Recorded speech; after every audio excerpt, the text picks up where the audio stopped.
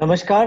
मैं प्रोफेसर रमेश चंद्र गौड़, इंदिरा गांधी राष्ट्रीय कला केंद्र से आप सभी अतिथि और सभी पार्टिसिपेंट्स का इस आज की पुस्तक परिचर्चा और पुस्तक विमोचन के कार्यक्रम में बहुत बहुत स्वागत करता हूं। सबसे पहले मैं आपको हिंदी दिवस की शुभकामनाएं देना चाहूंगा। आप सभी को हिंदी दिवस की बहुत बहुत शुभकामनाएं हैं। आज जो पुस्तक हम परिचर्चा में जिसका विमोचन भी करेंगे और परिचर्चा में भी शामिल करेंगे, उस पुस्तक का शीर्षक है महात्मा गांधी और हिंदी कविता, 150वीं जयंती 150 कविताएं, जो कि श्री राजेंद्र उपाध्याय जी द्वारा संकलित एक कविताओं का संग्रह है, जिसमें कि विभिन्न कवियों ने जो गांधी जी के समकालीन और आज के समकालीन कवियों ने जो कविताएं गांधी जी के ऊपर, बापूजी के ऊपर जो लिखी हैं, उनका संकलन करके बहुत ही खूबसूरत पुस्तक का हमारे सामने पुस्तक प्रस्तुत की है। तो सबसे पहले तो मैं उपाध्याय जी को बधाई देना चाहूंगा और धन्यवाद करना चाहूंगा कि आपने इंदिरा गांधी राष्ट्रीय कला केंद्र में हमें अवसर दिया इस पुस्तक के विमोचन और परिचर्चा के लिए। तो इस पुस्तक परिचर्चा और विमोचन में हमारे साथ बहुत ही गणमान्य अतिथि और हमारे इंदिरा गांधी राष्ट्रीय कला केंद्र के सदस्य सचिव डॉक्टर सच्चिदानंद जोशी, जो इसकी अध्यक्षता कर रहे हैं। डॉक्टर सच्चिदानंद जोशी जी इंदिरा गांधी राष्ट्रीय कला केंद्र के सदस्य सचिव होने के अलावा एक बहुत ही विख्यात हिंदी के लेखक हैं। उनकी लेखनी सभी को बहुत ही अजीज है और बहुत ही सुंदर तरीके से वो विभिन्न सामाजिक समस्याओं को और बहुत सारी जो हिंदी साहित्य की रचनाओं को प्रस्तुत करते हैं। तो मैं स्वागत करना चाहूंगा और धन्यवाद देना चाहूंगा सर आपको कि आपने अध्यक्षता करने के लिए स्वीकार किया और इस मौके पर आप यहाँ पर हैं। मैं स्वागत करना चाहूंगा डॉक्टर श्याम सिंह शशि जी, पद्मश्री हैं, जो कि बहुत ही एक लेखक हैं और बहुत सारी किताबें भिन्न भिन्न विषयों पर उन्होंने लिखी हैं और उनके बारे में आप सभी बहुत अच्छी तरह वाकिफ हैं। बाकी जब आप चर्चा करेंगे, आपका बहुत बहुत स्वागत और धन्यवाद आपको डॉक्टर शशि इसमें कार्यक्रम में शामिल होने के लिए। हमारे साथ हैं डॉक्टर रामजन्म शर्मा जी, जो पूर्व अध्यक्ष हैं भाषा एवं हिंदी विभाग एनसीईआरटी के। मैं आपको धन्यवाद करना चाहूंगा और स्वागत करना चाहूंगा डॉक्टर रामजन्म शर्मा जी इस कार्यक्रम में। हमारे साथ एक बहुत ही महत्वपूर्ण वक्ता डॉक्टर नारायण कुमार जी हैं, जो मानद निदेशक अंतर्राष्ट्रीय सहयोग परिषद के हैं। आपका बहुत बहुत धन्यवाद और स्वागत इस कार्यक्रम में। तो मैं आप सभी अतिथिगणों को के साथ साथ जितने भी हमारे श्रोतागण जो कि जूम पर, उसके साथ साथ ये कार्यक्रम फेसबुक लाइव के थ्रू हजारों दर्शकों तक पहुंचाया जा रहा है, मैं सभी का हमारे जो श्रोतागण हैं इस कार्यक्रम में जूम में और फेसबुक पे, उन सब का भी स्वागत और धन्यवाद करना चाहूंगा।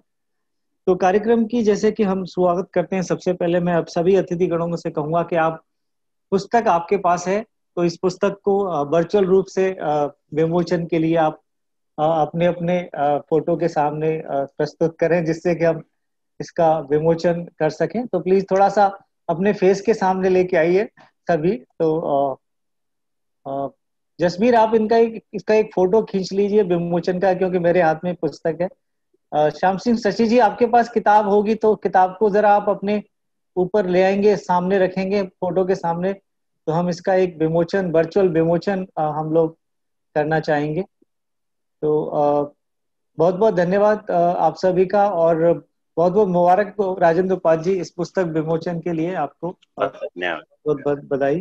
तो मैं कार्यक्रम की शुरुआत मैं आमंत्रित करना चाहूंगा डॉक्टर सच्चिदानंद जोशी जी को अपना वक्तव्य देने के लिए। तो सर, ओवर टू यू। बहुत बहुत नमस्कार और आप सभी महानुभावों को प्रणाम। हिंदी दिवस की आप सभी को हार्दिक शुभकामनाएं और हिंदी दिवस पर हिंदी के अनन्य साधकों को मैं श्रद्धा पूर्वक नमन करता हूं, प्रणाम करता हूं। वैसे भी मेरे जैसे अल्प पठित अल्प ज्ञात व्यक्ति को कार्यक्रम की अध्यक्षता करना शोभा नहीं देता, जबकि ऐसे मनीषी इस पैनल पर हों। इसलिए भी मैंने ये अनुरोध किया कि मैं आरंभिक वक्तव्य दूं, ताकि आप सब लोग विद्वान व्यक्तियों को श्रोतृ समुदाय सुन सके।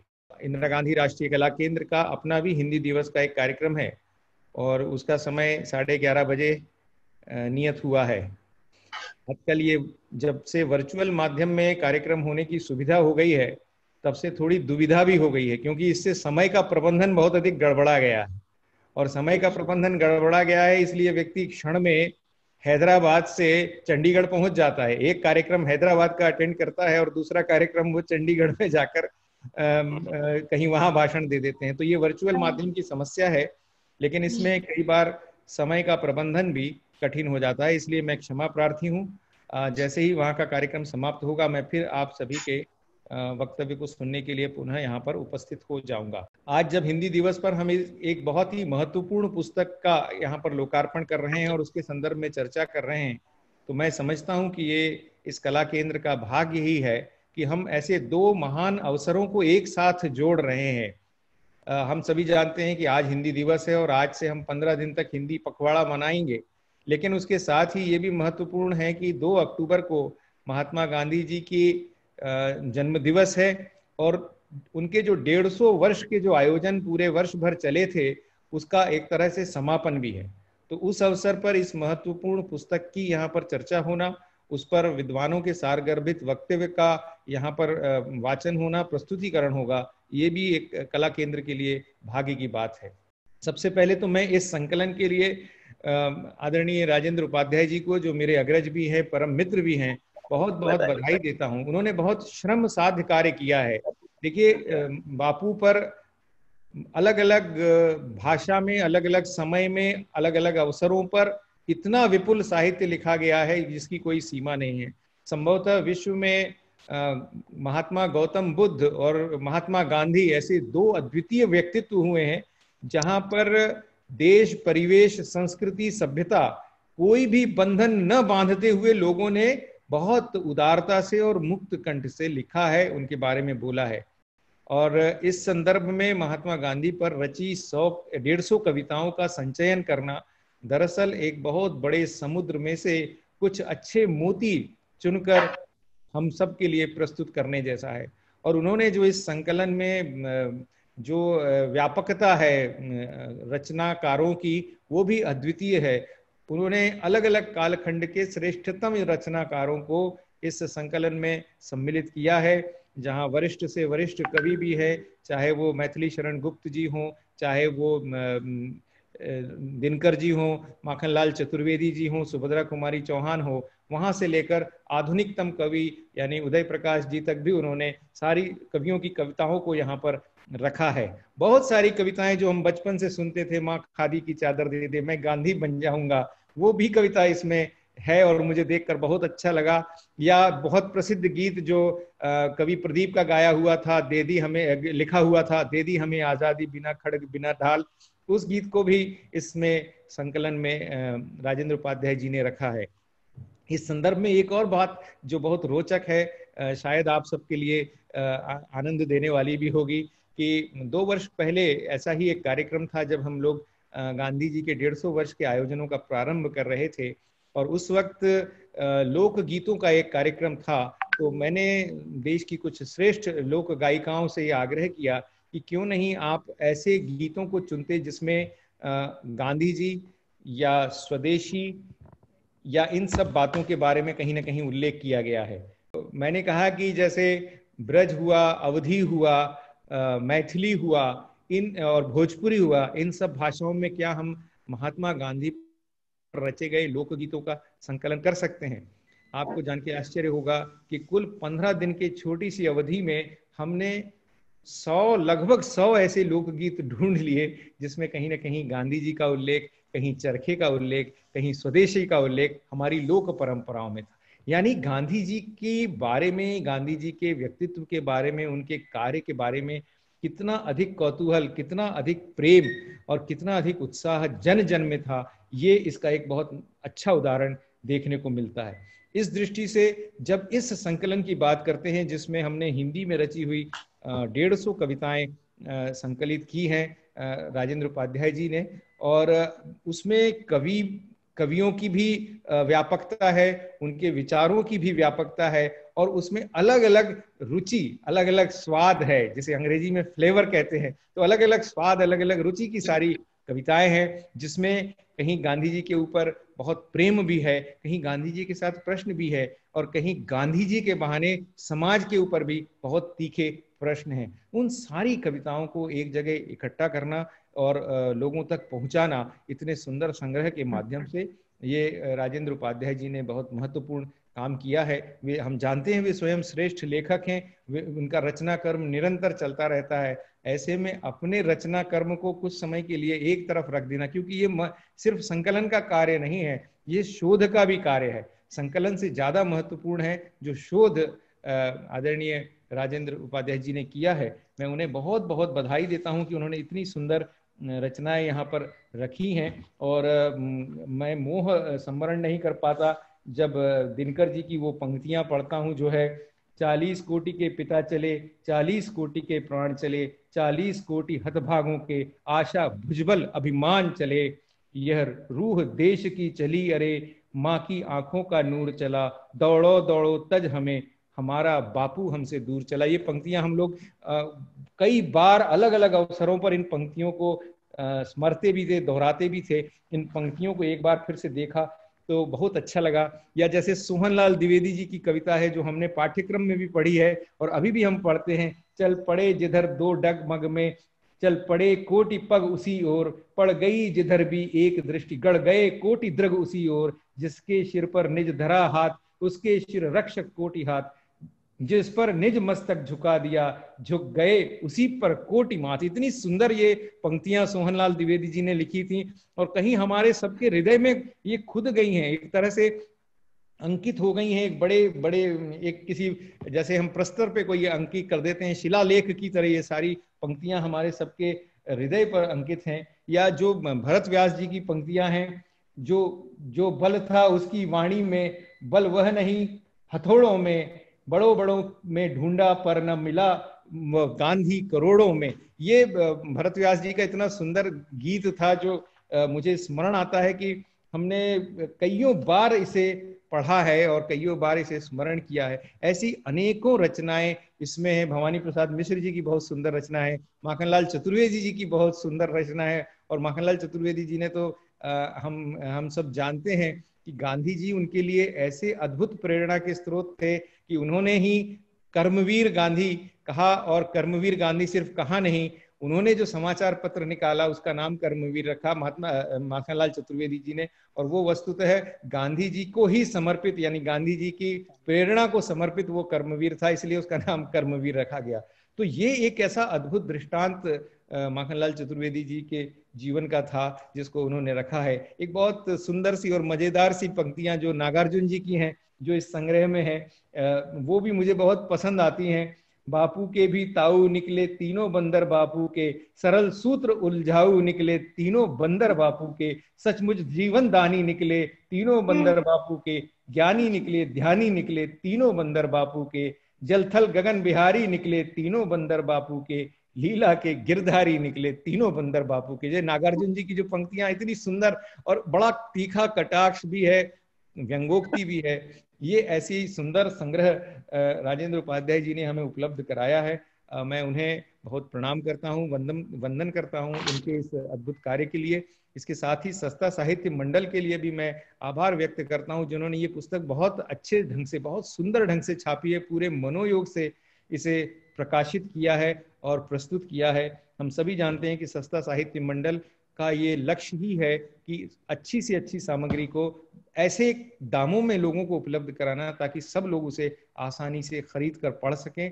हिंदी दिवस पर यह संकल्प भी हमें दोहराना होगा। जो लोग इस कार्यक्रम को देख सुन रहे हैं उनके लिए मैं ये विनम्रता पूर्वक आग्रह करता हूं कि हम लोग हिंदी की पुस्तकें पढ़ें। ये तो जरूरी है, साथ साथ ये भी जरूरी है कि हम लोग हिंदी की पुस्तकें खरीद कर पढ़ें। हम लोग अगर हिंदी की पुस्तकें खरीद कर पढ़ेंगे तभी हिंदी की पुस्तकें, हिंदी के लेखक और हिंदी की भाषा सभी स्वावलंबी होंगे, आत्मनिर्भर होंगे और स्वाभिमान से सर उठाकर हम राष्ट्रभाषा का अभिनंदन कर सकेंगे, गौरव कर सकेंगे। इस अवसर पर मैं आदरणीय श्याम सिंह शशि जी का, आदरणीय श्री राम जन्म शर्मा जी का, आदरणीय नारायण कुमार जी का मैं बहुत बहुत स्वागत करता हूं और साथ में उनसे आग्रह भी करता हूं कि आपका जो भी मार्गदर्शन होगा उसे हम आने वाले समय में जरूर अनुसरण करेंगे, उसे स्वीकार करेंगे। आज हम सब के लिए एक बहुत भाग्य की बात है, बहुत गौरव की बात है कि आपका सानिध्य हमें मिला है। आप सभी को बहुत बहुत प्रणाम और आदरणीय राजेंद्र उपाध्याय जी को बहुत बधाई और अभिनंदन। धन्यवाद सर, आपके बहुत ही खूबसूरत वक्तव्य के लिए, और आपने जिस खूबसूरती से कविताओं का विवरण दिया सर, उसको लेके मेरे दिमाग में एक ख्याल आया कि किताब तो लिखी है, कविताएं तो लिखी हैं, साथ में सर आप जैसे लेखक और इनको अपने अपनी वाणी देकर एक वीडियो बुक पुस्तक के तौर पे हम लोगों तक पहुंचाएं, खासकर बच्चों को। क्योंकि जिस तरीके से आपने किताब, हम अगर उस कविता को पढ़ेंगे, उसका जो सार और मीनिंग जिस तरीके से आपने जिस उसको हमारे सामने प्रस्तुत किया, वो बहुत ही रोचक और बहुत ही इंटरेस्टिंग था। तो सर कभी अगर हम लोग इसको कंसीडर कर सके, क्योंकि महात्मा गांधी जी के बारे में, बापू जी के बारे में, इस तरह की जो वीडियो पुस्तक कोई कोई नहीं है, और अगर ये वीडियो पुस्तक के या ऑडियो पुस्तक के तौर पे आती है तो बहुत ही एक खूबसूरत। और थैंक यू, आपने जो हिंदी दिवस को लेके जो सभी को आह्वान किया, वो बहुत ही सराहनीय है। और डेफिनेटली हम सबको अपनी मातृभाषा पे गर्व होना चाहिए, क्योंकि हर हर इंसान हर देश में तो बहुत बहुत धन्यवाद सर आप। तो आगे के कार्यक्रम को बढ़ाते हुए, मैं जैसे कार्यक्रम का हमारा एक प्रोग्राम का स्ट्रक्चर था, उसके हिसाब से मैं अभी आपको इंट्रोड्यूस करना चाहूंगा हमारे जो इस पुस्तक के लेखक हैं, श्री राजेंद्र उपाध्याय जी, जो एक बहुत ही अच्छे साहित्यकार, कवि, कथाकार, समीक्षक, अनुवादक, यात्रा वृतांतकार हैं। और उनको इनके कार्य के लिए हिंदी अकादमी का साहित्य कृति सम्मान, आर्य स्मृति सम्मान, विश्व हिंदी सम्मेलन, न्यूयॉर्क, जॉन्सबर्ग और मॉरिशस में भागीदारी रही है। उनकी बहुत सारी रचना है, सिर पेड़ ही नहीं काटते, खिड़की के टूटे हुए शीशे, लोग जानते हैं, पानी के कई नाम हैं, मोबाइल पर ईश्वर, पत्तियों की अज्ञात स्वरलिपि, ऐसे बहुत सारे उनकी किताबें, किताब के कवर पेज पे उनके बारे में विस्तृत जानकारी दी हुई है। तो मैं उनसे अब अनुरोध करूंगा कि वो अपनी पुस्तक का परिचय हमारे सभी अतिथि गणों और श्रोताओं को दें। आपको मैं आमंत्रित करता हूँ राजेंद्र उपाध्याय जी, आप अपना वक्तव्य शुरू करें। बहुत बहुत धन्यवाद डॉक्टर गौड़। आप सब लोगों को हिंदी दिवस की बहुत बहुत शुभकामनाएं। और डॉक्टर जोशी ने इतना अच्छा परिचय मेरी किताब के बारे में दे दिया है, एक तरह की समीक्षा ही उन्होंने लिख दी, तो मुझे सुन करके आरंभ में ही बहुत अच्छा लगा, मेरा उत्साह वर्धन हुआ और मुझे लगा कि मेरा परिश्रम सार्थक गया। और मैं डॉक्टर सच्चिदानंद जोशी जी का, गौड़ साहब का, रामजन्म शर्मा जी का, नारायण कुमार जी का और डॉक्टर श्याम सिंह शशि का आभार व्यक्त करता हूँ। मैं यहाँ पर ये इसलिए भी आभार प्रकट करने के लिए आया हूँ कि जहाँ जिस मंच से ये गोष्ठी हो रही है, इंदिरा गांधी राष्ट्रीय कला केंद्र, उसकी बहुत अच्छी सुंदर लाइब्रेरी है, उसका भी मैंने इस किताब के लिए उपयोग किया। और मैं यहाँ चुपके चुपके आकर के कई किताबों के मैंने फोटोस्टेट लिए और कई दुर्लभ किताबें मुझे इसमें मिली और मैंने उनसे सब सामग्री जुटाई और ये एक परिश्रम मेरा सफल हुआ। और इंदिरा गांधी कला केंद्र में जो डॉक्टर हजारी प्रसाद द्विवेदी की मूल्यवान लाइब्रेरी की जो किताबें हैं वो मेरे लिए बहुत काम आई। मैंने यहाँ आकर के कई किताबें देखी और गांधी जी ने जो हिंदी के लिए काम किया वो तो देखा ही, और जिन जिन महानुभावों ने गांधी जी पर कविताएं लिखी वो सब मैंने इस यहाँ से ली और उनका संकलन किया। और प्रकाशक संस्था साहित्य मंडल का तो आभारी हूँ ही, ये उनकी डॉक्टर रीता रानी पालीवाल ने इतनी मेहनत से और उनके सहयोगियों ने इतने मेहनत से इस किताब को तैयार किया। यहाँ बताना चाहता हूँ कि मैंने इसमें हमारे जो परिचित कवियों की कविताएं हैं, जो कि गीत हैं जिनका डॉक्टर जोशी जी ने भी उल्लेख किया, उनका तो मैंने इसमें संकलन किया ही। जो कि गांधी जी के समकालीन थे उन लोगों का संकलन इसमें है ही। हमारे समकालीन कवियों का भी मैंने संकलन किया है। और ये जो एक भ्रांत धारणा हिंदी में फैल गई है कि अरे अब गांधी जी पर कौन कविता लिखता है, कोई नहीं लिखता, अब तो वो सब पुरानी बातें हो गई, तो ऐसा नहीं है। आज भी युवा से युवा कवि प्रांजल धर और वो सुशांत सुप्रिय, उदय प्रकाश मिश्र नागर तो है, ये सब लोग भी गांधी जी पर कविताएं लिख रहे हैं और कवियत्रियां भी लिख रही है। तो इन सबको एक साथ एक मंच पर एक ही पुस्तक में लाने का मैंने प्रयास किया है।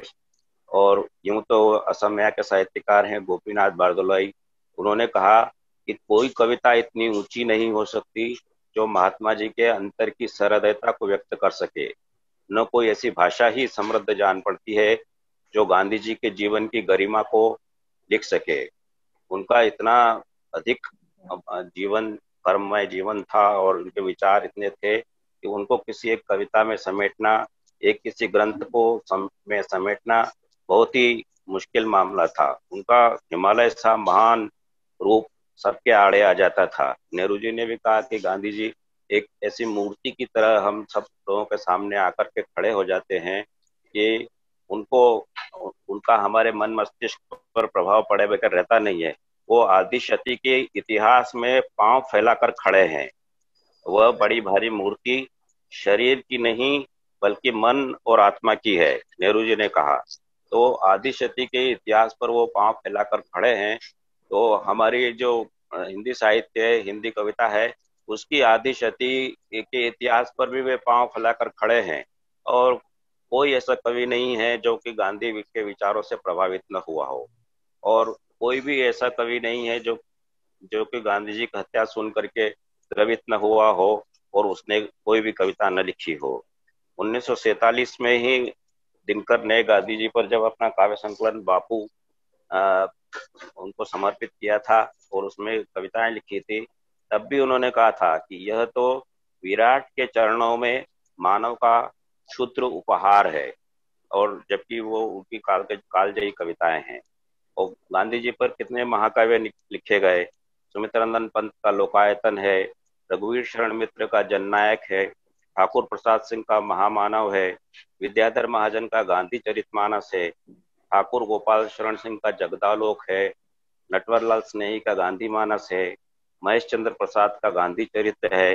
तो इतने महानायक जो थे वो महाकाव्यों के भी नायक हुए। और खादी के फूल जो एक संग्रह है, वो पंत और बच्चन दोनों का एक साथ 108 कविताएं उसमें हैं। तो सोहनलाल द्विवेदी की कविताएं तो गांव गांव में लोग गाते थे। चल पड़े जिधर डगमग में, वो तो गांव गांव में लोग गा गा करके स्वतंत्रता आंदोलन में कूद पड़े थे। और उनकी कविता सुन करके तो तत्कालीन प्रधानमंत्री पंडित लाल बहादुर शास्त्री ने भी सोहनलाल द्विवेदी को कहा था कि आप शायद जानते नहीं कि मैं आपकी रचना से कितना प्रेम रखता हूँ। न हिंदी का अच्छा ज्ञान है और न कविता समझने की क्षमता, किंतु आपकी चल पड़े जिधर दो डगमग में, चल पड़े कोटि पग उसी और, प्रायः गुनगुनाता रह जाता हूँ। ये शास्त्री जी तो उनकी गीत की महिमा स्वीकार कर रहे हैं। तो ये सब लोग थे और इतना इन लोगों ने समर्पित किया अपने को। और जब 1944 में द्विवेदी जी ने गांधी जी को, जब गांधी जी 75 वर्ष के हुए, विभिन्न भाषाओं के कवियों का एक संकलन अभिनंदन ग्रंथ के रूप में भेंट किया था। इसमें महामना मदन मोहन मालवीय ने इच्छा प्रकट की थी कि गांधी जीवे शतवर्ष, देश होए स्वाधीन, शांति स्थापन होए जग, मार्ग चले नवीन। पर हम तो जानते ही हैं कि देश तो स्वाधीन हो गया, और गांधी जी जो कहते थे कि मैं हिंदी के लिए 125 वर्ष तक जीना पसंद करूंगा, उनकी हत्या हो गई। और गांधी जी की हत्या के बाद में जो द्रवित होकर के कविताएं लोगों ने लिखी और जो उनको श्राद्ध तर्पण किया, उसको सुन करके आज भी हमारी आंखों में आंसू आ जाते हैं। ऐसी ऐसी कविताएं लोगों ने लिखी और कवियों ने लिखी है।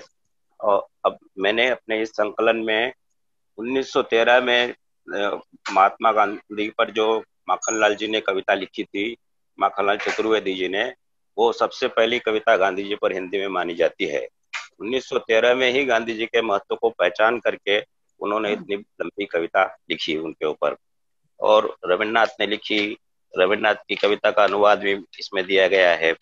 और तो और आपको आश्चर्य होगा कि डॉक्टर नामवर सिंह जैसे आलोचक ने गांधी के महत्ता को स्वीकार करते हुए उन पर कविता लिखा कि वह सूर्य की जिसका ज्योतिर्मय स्वर पर जीवित प्राणी प्राणी, वह सूर्य की जिसकी पूजा बुझा हर दुखी दीन की थी संबल, वह सूर्य की जिसका अमित प्रेम दलितों के लिए अभय का बल, उस भूमा ने हम जो सीमा को बढ़ा दिया, उस कवि ने जीवन पर्यंतों से भूपुत्रों को हरा दिया। तो ऐसे ऐसे मैंने इसमें दिखे हैं। केदारनाथ सिंह की भी कविता मैंने ली है।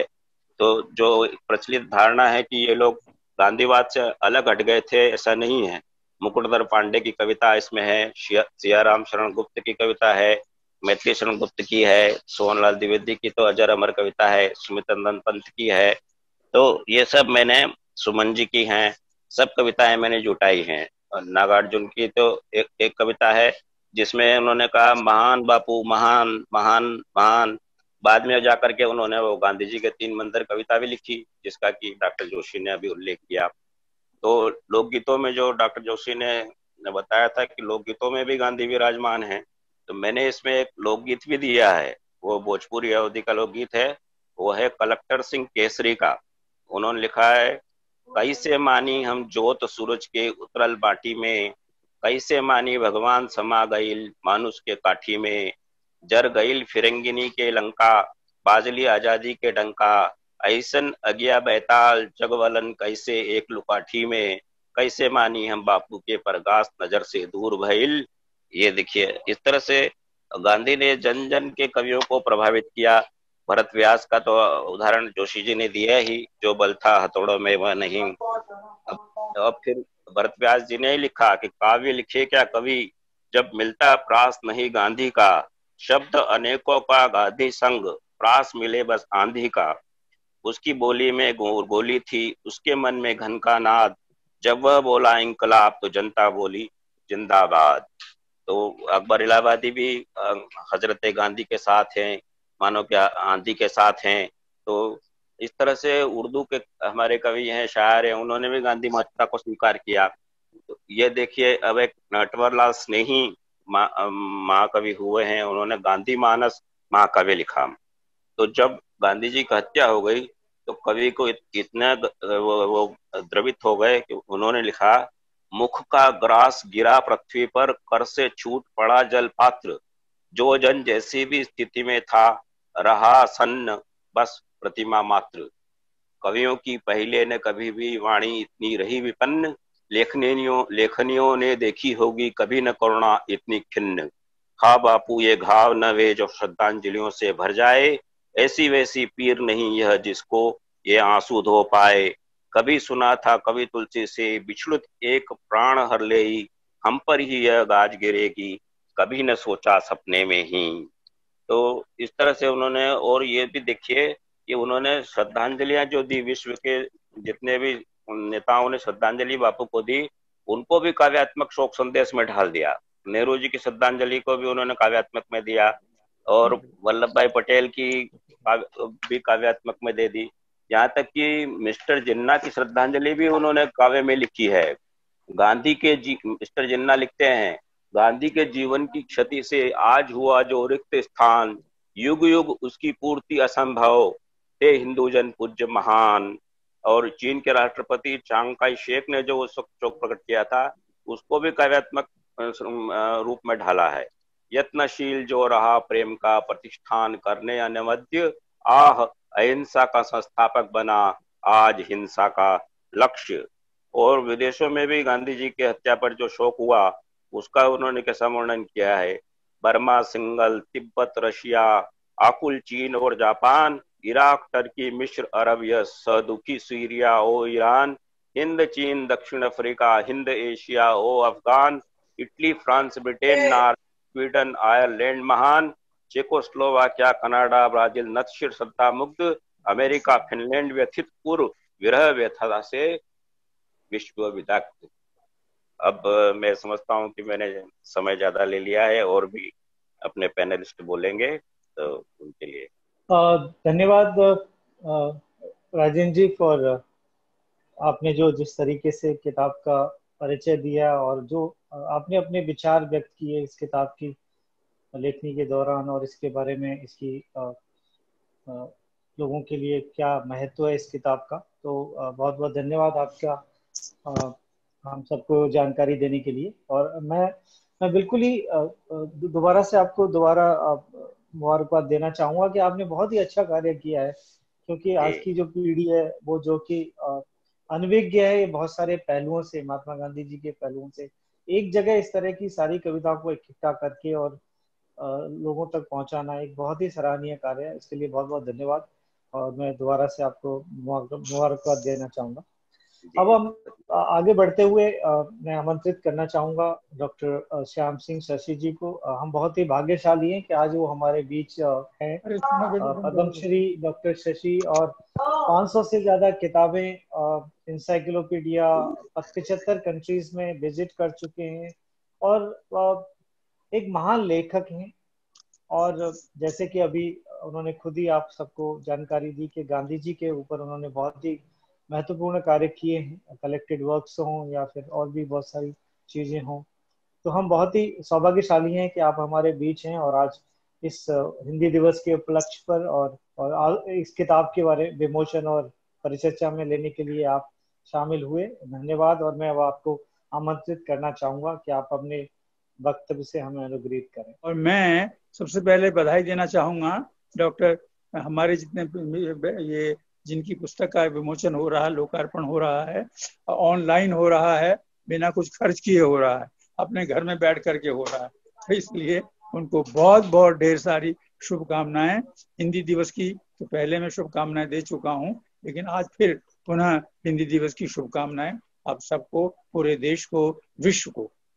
मैं इस पुस्तक को परसों रात भर पढ़ता रहा और इस पुस्तक में जितना इन्होंने लिखा उससे कहीं नई बातें अभी जो बोली हैं, मुझे लगा है कि इस व्यक्ति को तो बहुत काम करना है। तो मैं एक तो राजेंद्र जी आपको साधुवाद देना चाहूंगा कि आपने उन लोगों पर से भी गांधी जी की पर कविता ले ली या कहीं से खंगाल ली, जो कि नाक भौं सिकोड़ते हैं मंचों पर, जो नाक भौं सिकोड़ते हैं कि ये क्या है, तो गांधीवादी हैं। और विष्णु प्रभाकर कहा करते थे, मन की बात याद है मुझे, कि भाई ये लोग जो है ना एक वर्ग विशेष के लोग हैं, एक खास किस्म के विचारधारा के लोग हैं, वो मानते नहीं है उनको। लेकिन जब वो कविता मैंने पढ़ी, इतनी सुंदर कविता वही दुनिया में नहीं है। इस वक्त वो कहीं होते तो इस वक्त मैं कहता इससे सुंदर कविता बहुत कम मिलेंगी। इतनी अच्छी भाषा, प्रांजल भाषा में लिखी हुई कविता है। सचमुच में आपने इस प्रकार की विचारधाराओं के लोगों को भी इकट्ठा किया और उसको बड़ा भारी ऐसा रूप दिया, जो उर्दू के लोग भी बाद में हैं, उसके अंदर नए लोग भी हैं। हाँ, तो इसलिए उस सब के लिए साधुवाद अपेक्षित है आपको देना। मैं अपने सब मित्रों को बताना चाहता हूँ कि गांधी जी को हम लोग सभी याद करते हैं। एकला चलो रे मेरा 300 पेज का कविता संग्रह अभी हाल ही में आया है, पिछले 2 साल पहले, लेकिन इसके अंदर भी गांधी जी पर कविता है। और इसके अलावा मुझे लग रहा कि गांधी के बिना तो जीवन निरर्थक है हम लोगों का। ये इस प्रकार का ये सारा का सारा जो है गांधीवादी साहित्य मुझे दिखा रहा हूं मैं, लेकिन चूंकि अभी ये यहाँ से एनबीटी से किताब आई है, इसके अंदर भी कई सारे गांधी जी के ऊपर मेरी रचनाएं हैं। मैं इसलिए कह रहा हूँ कि हम लोग अगर गांधी नहीं है जीवन में, तो शायद हमारे जैसे लोग, वो अपने को लगता है कि हम आधे अधूरे हैं। तो गांधी को तो हम लोगों ने जितना भी समझा माना है। मैं तो खुद एक गांधी के गांव से ऐसे गांव से आता हूं जहां पर के स्वतंत्रता सेनानियों का गांव है। मेरा परिवार भी स्वतंत्रता सेनानी था। तो मैं इसलिए बचपन से ही गांधी जी हमारे भीतर बैठे हुए हैं। और गांधी भले ही उनको अपने अपने गांधी हैं, कोई उनको एक्टिविस्ट कहता है, कोई उन्हें लेखक भी मानते हैं, कोई उन्हें वो सबसे बड़ा तो समाज सुधारक और देश के नेता, राष्ट्रपिता, कितने रूप हैं उनके। उन सब रूपों को अगर हम अलग अलग देखें, इसीलिए एकीकृत, मैंने अभी हाल ही में एक लेख मेरा छपा है, जो ये अभी छप के आई है। ये है बिल्कुल, इसमें जीवन के उनका जो एकीकृत रूप है सारा, वो इसमें मैंने दिया है। जो अभी आपने पढ़ा था कि चल पड़े जिधर दो डगमग में चल पड़े कोठी वक्त, उसी। और ये तो बचपन में हम लोग, हमारे पिताजी ने पढ़ा होगा, ये हमने पढ़ा, हमारे बच्चों ने पढ़ा। तो ये सोहनलाल द्विवेदी जितना काम उस व्यक्ति ने किया है, गांधी श्रद्धल, और हमने जब मैं पब्लिकेशन डिवीजन में था, राजेंद्र जी को याद होगा, हम लोग उनकी गांधी श्रद्धल को छाप रहे थे। और एक रचना जो मैं सबको बताना चाहता हूँ, शायद भूल गए हैं, सबसे मैंने ज्यादा कविताएं, शायद हो सकता है मैं गलत भी हो सकता हूँ, गांधी पंचशती में भवानी प्रसाद मिश्र, शायद उनसे अधिक कविताएं एक व्यक्ति की, ये तो आपने तो संपादन किया है ना, एक व्यक्ति की लिखी हुई मेरा ख्याल है वो भवानी प्रसाद मिश्र की है। उनको उस पर साहित्य अकेडमी का अवार्ड मिलना था, लेकिन बुनी हुई रस्सी पे मिला। क्यों मिला? क्योंकि आप जानते हैं अवार्ड की भी एक पॉलिसी है, अलग राजनीति है, वो सब हम कहने की आवश्यकता नहीं है, सब हम लोग सब जानते हैं। तो मैंने उनसे खुद कहा था, क्योंकि वो मेरे साथ थे, collected works of Mahatma Gandhi 100 volume मुझे मेरा सौभाग्य रहा है। वो सरकारी स्तर की बात मैं कभी कहता नहीं हूँ, लेकिन जब देखता हूँ कि ये लोग तो सारा बताते हैं, हमने ये पढ़ाते थे, हम फलाना करते थे, हम ये करते, तो फिर कुछ लोगों ने कहा, अरे भैया तुमने भी तो ये काम किए, ये अपना लेखन तो तुम रात को करते हो, 2-2 बजे तक काम करते हो। आज भी मैं, कैन यू इमेजिन के 15-18 घंटे की सिटिंग दे करके, और ये पुस्तक अभी गांधी जी के ऊपर, गांधी जी का रामराज्य, ये मेरी है, ये पुस्तक प्रकाशित हो गई, होने जा रही है या हो रही है। अब एक व्यक्ति ये काम क्यों कर रहा है? भारतीय संविधान, संस्कृति एवं रामराज्य, और ये है गांधी दर्शन व नंदलाल बोस के रेखा चित्रों सहित। ये पुस्तक मेरी लेटेस्ट अभी आ रही इस उम्र के अंदर, क्योंकि मैं काम, ईश्वर की कृपा है, कुछ भी कह लीजिए, गांधी जी को बचपन में पढ़ा, युवावस्था में पढ़ा, और अब पढ़ रहा हूँ। गांधी के जो स्वराज है, छोटी सी पुस्तक है, ये हिंद स्वराज में बहुत कुछ उन्होंने कहा। तो मैं इसलिए कह रहा हूँ कि कविता अभी जो आपने संजोई हैं, ये तो महत्वपूर्ण है ही है, पर इसके अलावा आदिवासी साहित्य में वहां भी आपको बहुत सारी कविताएं मिलेंगी, उनके अनुवाद होने की आवश्यकता है। इसी तरह से भारतीय भाषाओं में बहुत कुछ है जो हमारे हिंदी में अभी तक नहीं आया है। तो यहाँ हिंदी दिवस पर हम लोग अगर भारतीय भाषाओं की उन कविताओं को भी खंगालें, वो आप कर सकते हैं। आप ही सबसे, रीता जी से मैं कहूँगा, रीता पालीवाल से, और मैं तो ज्योति जी से भी कह दिया है, मैंने कहा इसका दूसरा खंड आना चाहिए। क्यों राम जन्म जी, मैं क्या ठीक कह रहा हूँ? हाँ, बिल्कुल सही कह रहे हैं सर। शशि जी बिल्कुल सही कह रहे हैं, इसका दूसरा खंड आएगा, तभी ये मुकम्मल होगा उपाध्याय जी। बिल्कुल। हाँ, अभी ये पहला खंड है, नारायण जी, और बाद में हम इस पर चर्चा करेंगे। हाँ, तो हम लोग जो हैं इसके बारे में, असल में क्या है, मैं तो उस वक्त सबके नाम लिए थे भाई हमारा, तो आपने अपनी कविता नहीं दी कोई भी, ऐसा थोड़ी ही कि नहीं होता, सब लिखते हैं, इसलिए हम लोग जबरदस्ती लिखवाएंगे। और गौड़ साहब सुन रहे होंगे, मैं तो यहाँ अब इसमें स्मार्टफोन का सहारा ले रहा हूँ, क्योंकि वो लैपटॉप खराब हो गया, उसमें गड़बड़ हो रही है वहां पे। तो इस समय जैसे कैसे करके मेरी ग्रैंड डॉटर ने इसको ठीक किया, इसलिए मैं आपसे बात कहने जा रहा हूँ कि गांधी जी पर जितना, गांधी जी ही एक ऐसे व्यक्ति हैं जिनके ऊपर या जिनके द्वारा विश्व का शायद ही कोई इतना बड़ा चिंतक, इतना बड़ा राजनेता, इतना बड़ा समाज सुधारक अलग अलग रूपों में कोई व्यक्ति होगा नहीं है। इसलिए गांधी तो हमारे एक ऐसे आदर्श, जिन्हें कुछ भी कह लीजिए आप उनको, उनके बारे में जितने विशेषण जोड़े जाएं वो सब कम हैं। तो मैं आज आपसे बार बार, तो कहने को तो बहुत सी बातें हैं, लेकिन ये ऐसा ना हो कि मेरी बात अभी अधूरी रह जाए, और आप लोगों की बात सुननी है मुझे भी। हमारे 2 मित्र बैठे हैं अभी यहाँ पे, पर एक चीज ये कहना चाहता हूँ, पता नहीं संविधान में, आपने तो LLB किया है रामजन्म जी, मुझे नहीं मालूम आप किसी ने पढ़ा तो होगा थोड़ा बहुत। हमारा जो संविधान 1950 में अप्रूव हुआ था 26 जनवरी को पार्लियामेंट हाउस में, उसके अंदर जो 22 भाग हैं, संविधान के 22 भाग हैं, 22 भागों में एक भाग में जो तीसरा भाग है, उसमें राम, लक्ष्मण, सीता, उनके चित्र, रेखांकित चित्र हैं। और इसके अलावा अगले भाग में कृष्ण हैं, तीसरे में भगवान बुद्ध हैं, फिर गुरुकुल है, फिर महावीर हैं, फिर बाद में गांधी जी भी हैं। गांधी जी में 17वां जो अध्याय है, 17वां जो भाग है, उसमें गांधी जी ने राजभाषा के ऊपर लेख है। मतलब वो संविधान जो पास हुआ था, ये मेरे ख्याल से हमारे मित्र ज्यादा जानते हैं, नारायण कुमार जी, चूंकि ये हिंदी के सम्मेलनों में बहुत जाते रहते हैं तो इनको ज्यादा पता होगा, लेकिन ये पता भी नहीं है लोगों को। इसलिए मैं आज ये इस अवसर पर जो भी सुन रहे हैं कार्यक्रम को, उनसे मैं कहना चाहूंगा कि मेरी ये पुस्तक जो है, ये सारी उन चित्रों को, जहाँ को कुछ नहीं है वो सारे चित्र इसके अंदर, 17 चित्र इसमें आएंगे। और भाला जी की पुस्तक है अभी जो एनबीटी ने छापी है, पता नहीं आप लोगों ने अगर देखने में आई है। वो तो लॉकडाउन हो गया, क्या करें, कोरोना ने जो है सारा गड़बड़ कर दिया, लोगों को मिलना जुलना ही बंद कर दिया। पर अब पर ये और भी अच्छा मिलना जुलना है, हम लोग आपस में आमने सामने बैठे हुए हैं।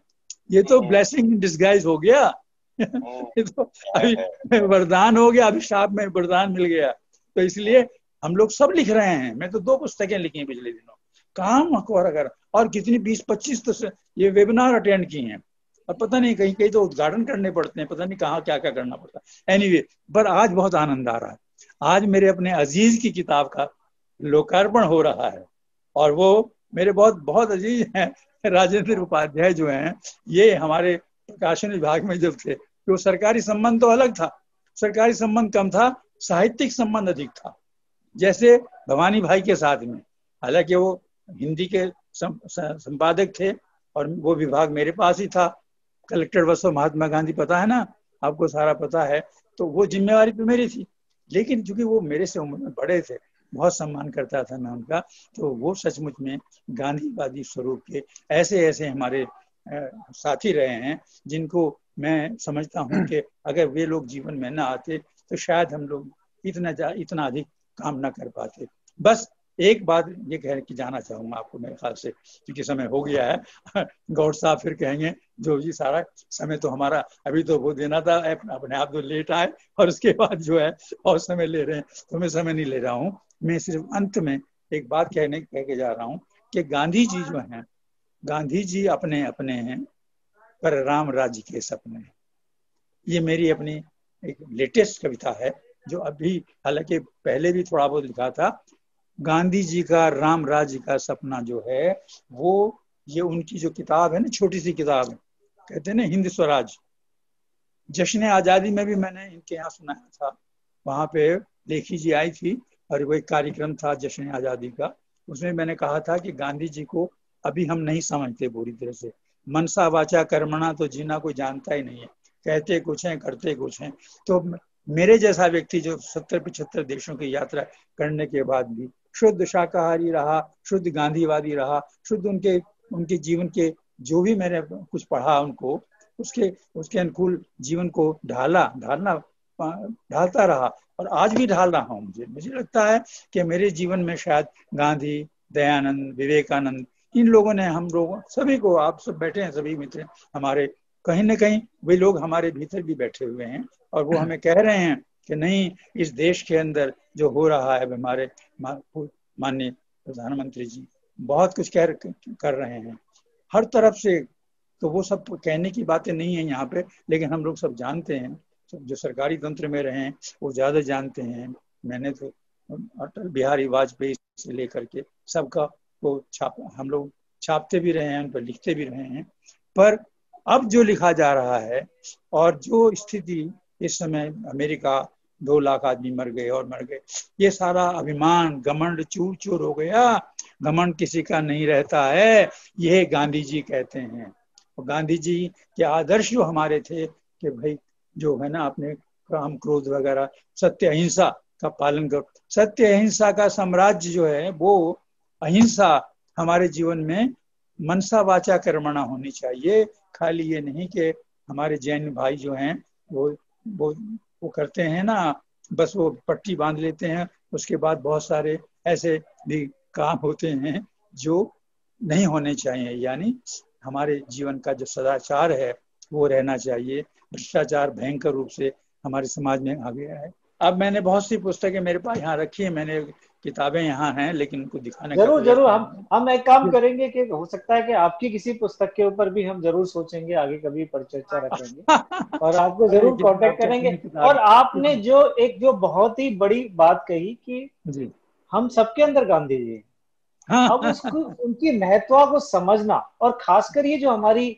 आज की जनरेशन है उसको कैसे समझाना कि जो गांधी जी की विचारधारा है, गांधी जी ने जो मूल्य दिए हमें, वो हमारी जिंदगी के लिए कितने महत्वपूर्ण है। और कहीं ना कहीं शायद हम उसमें थोड़े से विफल रहे हैं। हम हमारी जो आने वाली पीढ़ी है, हम उसको जो मेरे फादर ने मुझे दिया, जो मेरी जनरेशन है फिर भी बहुत सारी चीजों के बारे में जानती है, लेकिन मेरे से आगे वाली मेरी जो अपनी मेरे बच्चे हैं या उस जनरेशन में है, उनको जानकारी इतनी नहीं है। तो उस जनरेशन तक कैसे जानकारी पहुंचाए, और आप जैसे लोगों का सहयोग हमें हमेशा चाहिए। तो बहुत बहुत धन्यवाद आपका। और हम जरूर बस मैं एक मुक्तक सुनाना चाहता हूँ, क्योंकि आपने नहीं सुना कभी में वो मुक्तक।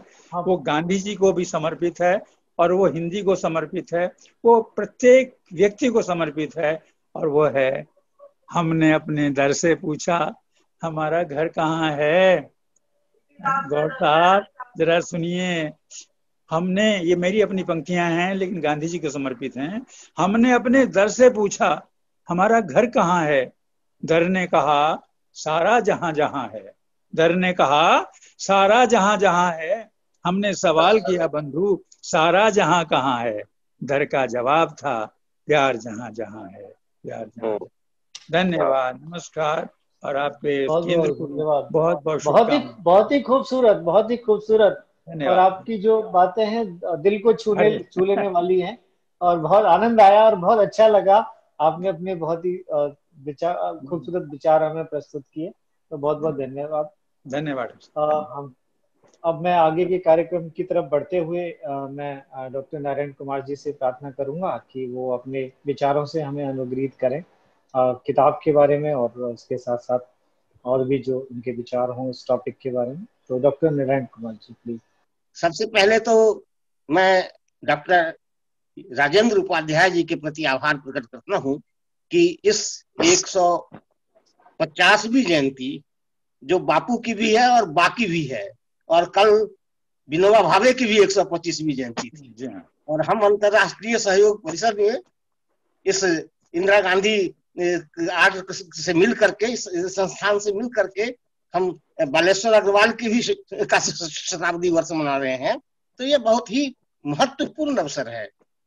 मैंने जब राजेंद्र जी से पूछा कि भाई अभी तक पुस्तक नहीं आई है, तो उन्होंने कहा कि भूमिका मैंने आपको भेज दी है। तो आप नामवर जी की चर्चा कर रहे थे, तो नामवर जी की पंक्ति याद आई कि कहते हैं भूमिका और लिखते हैं आकाश का। तो लेकिन कहते हैं भूमिका और लिखते हैं आकाश का, लेकिन राजेंद्र उपाध्याय ने इतना बहुत ही संतुलित ढंग से जमीन आकाश नहीं, गांधी जी की जो कविताएं, गांधी जी पर जो कविताएं हैं, उसके तीनों लोग पाताल जमीन आसमान को अपनी छोटी सी भूमिका में प्रस्तुत कर दिया है। इसके लिए मैं उनको बधाई देता हूँ।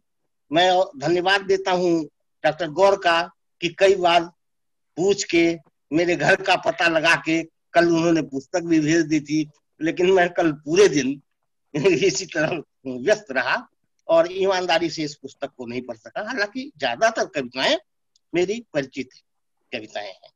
सबसे पहले राजेंद्र उपाध्याय जी ने गांधी जी को उद्धृत किया है कि संसार को कह दो कि गांधी हिंदी अंग्रेजी नहीं जानते। तो आज के दिन का जो हिंदी दिवस है और इस पुस्तक का विमोचन हम लोग कर चुके हैं, इससे अच्छी क्या बात हो सकती है कि गांधी और हिंदी कविताओं पर हम चर्चा कर रहे हैं। आपको मालूम होगा कि आजादी से पहले नई दिल्ली में एक एशियन कॉन्फ्रेंस हुआ। उस एशियन कॉन्फ्रेंस में एशिया के सभी देशों के लोग आए थे। गांधी जी उस समय नोआखाली में थे। माउंटबेटन और जवाहरलाल के कहने पर बहुत ही मतलब कि प्रतिकूल परिस्थितियों में गांधी जी नोआखाली छोड़ करके दिल्ली आए और उन्होंने कहा कि मैं हिंदी में बोलूंगा। सभी लोगों ने कहा कि यहाँ तो अभी हिंदी के अनुवाद की व्यवस्था नहीं है, तो उन्होंने कहा कि तुम समझो कि मैं क्या कह रहा हूं, हिंदी समझने में कठिन नहीं है। तो एक ऐसे महापुरुष की कविताओं का संकलन करके इन्होंने बहुत ही कालजयी काम किया है। और उसके साथ साथ इन्होंने भूमिका में उसके आधे अंश में गांधी जी और हिंदी पर उन्होंने काम किया। लिखा है भूमिका में कि हिंदी साहित्य सम्मेलन की स्थापना कैसे हुई, दक्षिण भारत हिंदी प्रचार सभा की स्थापना कैसे हुई। तो इन तमाम बातों को इन्होंने रखा है और इससे यह भी प्रतिपादित होता है कि गांधी जी हिंदी को कितना महत्वपूर्ण मानते थे। गांधी जी पर बहुत सारी कविताएं इन्होंने दी है। सबसे अच्छा तो ये किया है कि रविंद्रनाथ टैगोर की भी कविता इसमें दी है और नामवर सिंह की भी कविता दी है, रामधारी सिंह दिनकर की कविता है। और गांधी जी के भारत आने से पहले माखनलाल चतुर्वेदी, मतलब गांधी दक्षिण अफ्रीका से 1915 में भारत आए, लेकिन उससे पहले माखनलाल चतुर्वेदी उन पर कविता लिखते हैं और माखनलाल चतुर्वेदी की वो कविता एक बहुत ही प्रेरक कविता है जिससे गांधी के बारे में लोग जान सके। क्यों कि उनके दक्षिण अफ्रीका में जो काम हो रहा था उससे यहाँ के लोग उतने परिचित नहीं थे।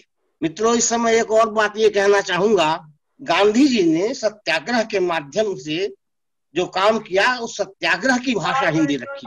इस कविता में यहाँ भी कई सत्याग्रह पर कविता है और उस सत्याग्रह की भाषा हिंदी थी। और वो हिंदी भारत में नहीं, वो सत्याग्रह वो दक्षिण अफ्रीका में चला रहे थे। गांधी जी ने लिखा तारीख देकर कि 20 नवंबर 1820 को जो गिरमिटिया मजदूर भारत से लाए गए वो उन्होंने ही सत्याग्रह का जन्म दिया और वो सत्याग्रह का बीज अपने साथ लेकर आए। अगर इतना तक गांधी का बहुत ही साहसिक वक्तव्य है कि अगर वो गिरमिटिया मजदूर बिहार उत्तर प्रदेश से नहीं आते तो गांधी भी नहीं होता और सत्याग्रह भी नहीं होता। गांधी के हिंदी और हिंदुस्तानी के प्रति जो आस्था थी वो कोई सैद्धांतिक नहीं थी, वो व्यावहारिक आस्था थी। और इसीलिए भारत में जब 1885 में इंडियन नेशनल कांग्रेस की भाषा अंग्रेजी थी और इंडियन नेशनल कांग्रेस अभिजात्य जनों के ड्राइंग रूम की पार्टी थी, उस समय गांधी ने नेटाल में इंडियन कांग्रेस की स्थापना की। और शशि जी आप जानते हैं कि नेटाल इंडियन कांग्रेस की भाषा हिंदुस्तानी थी। और गांधी जी जब भारत आए तो उन्होंने कहा कि इंडियन नेशनल कांग्रेस की भाषा हिंदी होनी चाहिए। इतना ही नहीं, उनके गुरु थे बालकृष्ण गोखले। गांधी जी खुद भी कवि थे, क्यों कि उन गद्य कविता करते थे। एक बार उनसे किसी ने पूछा कि कांग्रेस के अध्यक्ष फिरोज शाह मेहता है, लोकमान्य तिलक स्वराज का आंदोलन कर रहे हैं और गोखले हैं, तो आप किसको अपना गुरु मानते हैं? तो गांधी जी ने कहा कि फिरोज शाह हिमालय पर्वत जैसे महान है, लोकमान्य तिलक समुद्र जैसे विराट है और गोखले गंगा की निर्मल धारा है। अगर हिमालय पर चलूं तो वो मेरे बस की बाहर की बात है। समुद्र में डूबने का भय होता है, लेकिन गंगा की निर्मल धारा में डुबकी लगा करके हम अपने को पवित्र मानते हैं। ऐसे थे महात्मा गांधी और ये थी उनकी कविता। तो राजेंद्र प्रसाद ने एक किताब लिखी है बापू के कदमों में, उसमें लिखा है कि बापू का जीवन गंगा की धारा है, जी चाहे तो हाथ में लेकर के आचमन कर लो, सर पर रख लो, डुबकी लगा लो या खेत की सिंचाई कर दो। आप जो गांधी के जीवन की विराटता की चर्चा कर रहे थे और विशालता की, राजेंद्र प्रसाद ने एक पंक्ति में लिख दिया कि आप जो है आचमन भी कर सकते हो और खेत की सिंचाई भी कर सकते हो। बहुत अच्छा। साहब जब गोखले दक्षिण अफ्रीका गए तो उन्होंने कहा क्या कि मैं अंग्रेजी में बोलूंगा। गांधी जी ने कहा कि नहीं, आप हिंदुस्तानी में बोलिए। उनके गुरु थे उस समय, वो नेशनल असेंबली के जो 2-4 मेंबर होते थे अंग्रेजों के जमाने में, जमशेदजी टाटा इत्यादि, उसमें थे। और उन्होंने कहा कि गांधी में एक नैतिक बल था कि वो किसी के सामने भी कुछ कह सकते थे। वो वायसराय को कह सकते थे कि मैं हिंदी में बोलूंगा। तो क्या हुआ कि गोखले ने कहा कि मैं हिंदी में नहीं बोलूंगा क्योंकि मैं हिंदी नहीं जानता। तो गांधी जी ने कहा कि मराठी में बोलिए। वो हंसे और कहा कि मराठी यहाँ कौन समझेगा। तो कहा कि कोई कहा कि अब तो कहा कि मैं उसका अनुवाद करूंगा। तो उन्होंने कहा कि जो तुम मराठी जानते हो क्या। तो क्या कहा गांधी जी, कितने व्यवहारिक थे। गांधी जी ने कहा कि मराठी तो मैं नहीं जानता, लेकिन आप जो कहेंगे वो मैं जानता हूँ, इसलिए आप मराठी में बोलिए। आप मराठी में बोलिए। उन्होंने लिखा है साउथ अफ्रीका वाली किताब में कि आप जो कहेंगे वो मैं जानता हूँ। वैसे भी ये तो उन्होंने सिद्धांत रूप से कहा, मराठी गुजराती हिंदी कर ही सकते हैं।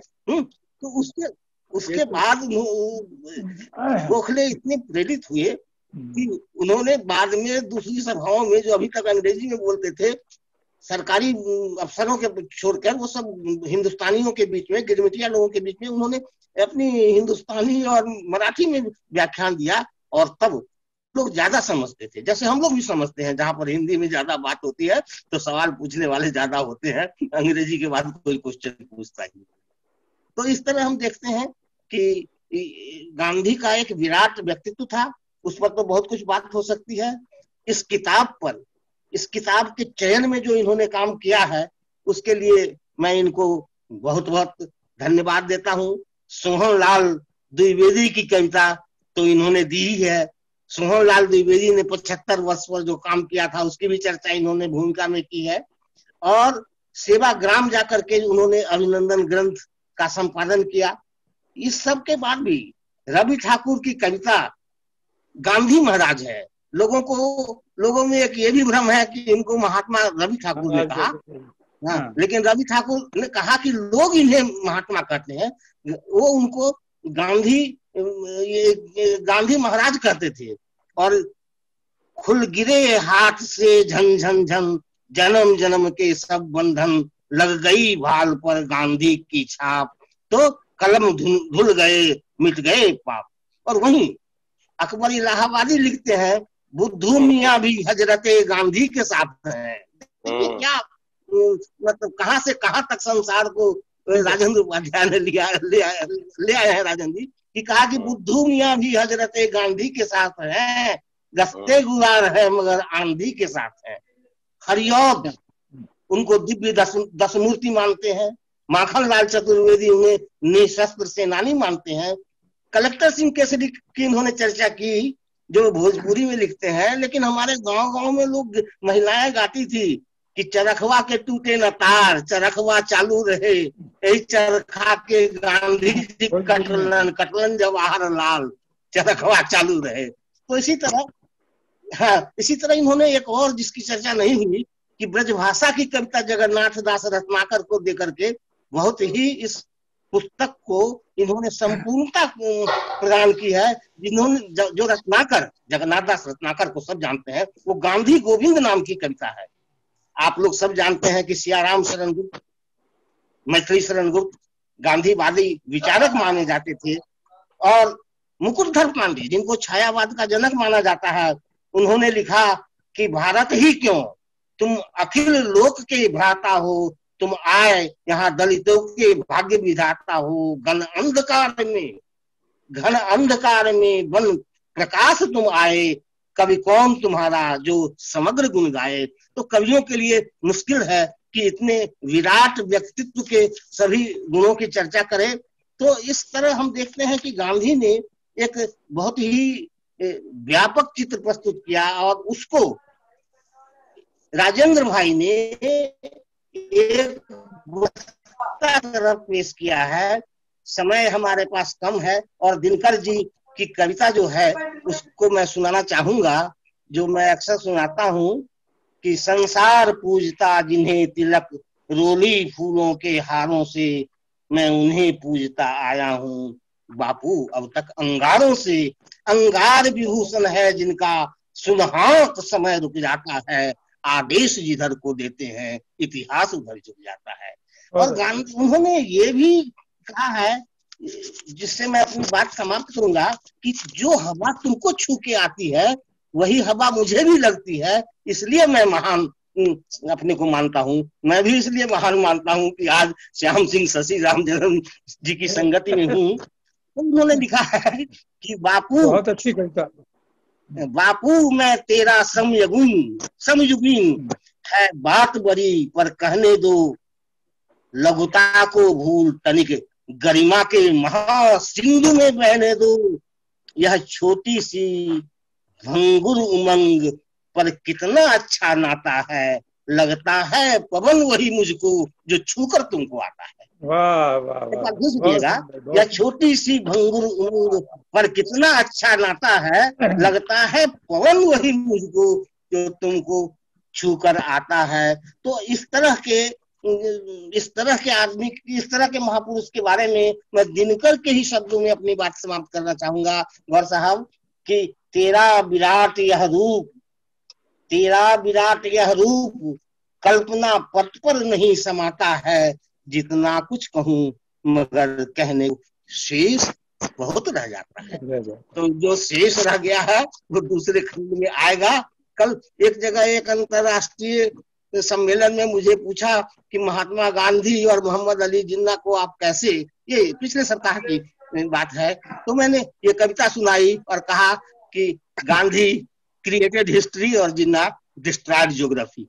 तो इस तरह उन्हें गांधी को एक बहुत ही विनम्र श्रद्धांजलि राजेंद्र उपाध्याय जी ने दी है। मैं उनको बहुत हृदय से धन्यवाद देता हूँ, और धन्यवाद देता हूँ INCA को कि इन्होंने इस किताब के महत्व को समझा और मेरे जैसे आदमी को इस पुस्तक के बारे में बोलने के लिए कुछ कहा। एक बार फिर आप सबको प्रणाम। धन्यवाद डॉक्टर नारायण कुमार जी, बहुत ही रोचक तरीके से आपने अपने वक्तव्य को प्रस्तुत किया, और आपने जैसे कहा कि जो शेष रहा वो दूसरे खंड में आएगा, लेकिन आपकी बातों से तो लगता है कि शेष रहा वो दूसरे खंड नहीं हो सकता है, तीसरे या चौथे खंड में भी आएगा, क्योंकि आपने जो एक फोक म्यूजिक, जो बहुत सारी लोक कथाएं जो गांधी जी को लेके बहुत सारी विभिन्न भाषाएं में भी लिखी गई हैं, तो एक जैसे आपने ब्रज भाषा की बात की, और भी बहुत सारी भाषाएं जहाँ पर गांधी जी के बारे में लोगों ने कविताएं लिखी हैं या उनके बारे में विचार, इस तरह के गीत, लोकगीत लिखे हैं, तो वो भी एक बहुत महत्वपूर्ण हो जाता है कि आगे चल के राजेंद्र जी को आप बहुत प्रेशर डाल रहे हैं कि आपके पास, तो कोई बात नहीं, आपके साथ बहुत सारे लोग हैं, और हम लोग उनके साथ हैं, हम लोग उनके साथ हैं, क्योंकि ये तो हरि अनंत हरि कथा अनंता।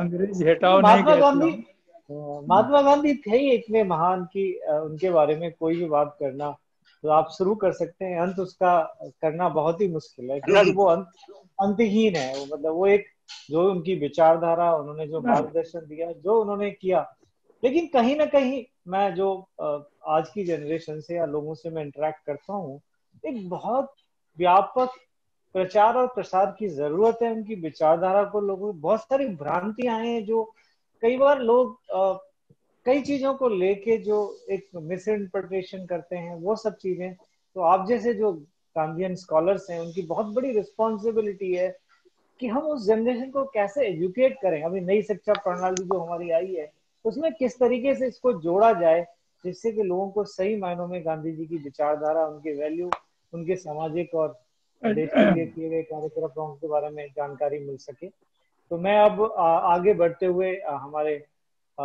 अगले वक्ता डॉक्टर रामचंद्र शर्मा जी को आमंत्रित करूंगा। आपने बहुत इंतजार किया है, तो आप प्लीज अपना वक्तव्य शुरू करिए, हम आपको सुनने के लिए आते हैं।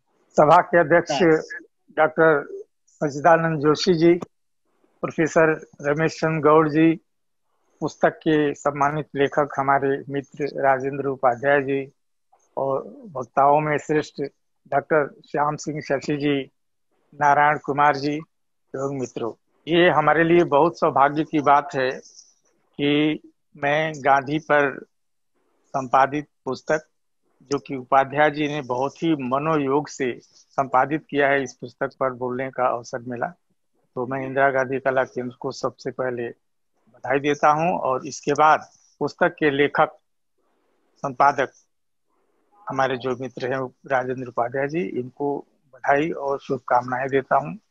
वास्तव में मेरी दृष्टि में, एक शोधार्थी की दृष्टि में, मेरी दृष्टि इस पुस्तक को देखकर लगा कि इसको शोध परक बना करके देखना चाहिए। वास्तव में राजेंद्र उपाध्याय जी ने यह एक शोध परक कार्य किया है। जिस साहित्य के इतिहास को अगर हम देखें कि गांधी युग 1920 से लेकर 1948 तक, 47 तक, आगे भी थोड़ा चले जाएं, तो देखिए कि गांधी युगीन कविता जो है वो बहुत महत्वपूर्ण कविता है। और यह गांधी युगीन कविता वो आज भी जीवित है और कभी समाप्त नहीं होगी। शायद आपको पता है, मैं पाठ्य पुस्तक निर्माण का कार्य एनसीईआरटी में करता रहा हूं। कोई भी पाठ्य पुस्तक हिंदी की बिना गांधी जी की ऊपर लिखी हुई कविताओं को हम नहीं बना सकते। ग्रेडेड पाठ्य पुस्तकें हैं और उसमें गांधी जी के ऊपर अवश्य ही कुछ न कुछ कविताएं हम लोग देते हैं। तो इसलिए आज देखिए कि जब गांधी जयंती का दिन होता है तो जो सारे स्कूल हैं, चाहे हमारी 22 भाषाओं में जितने स्कूल हैं, सब में गांधी जी के ऊपर कुछ न कुछ कविताएं, विद्यार्थी, कुछ अध्यापक, कुछ प्रतियोगिताएं होती हैं और गांधी जी पर कविताएं लिखी जाती हैं।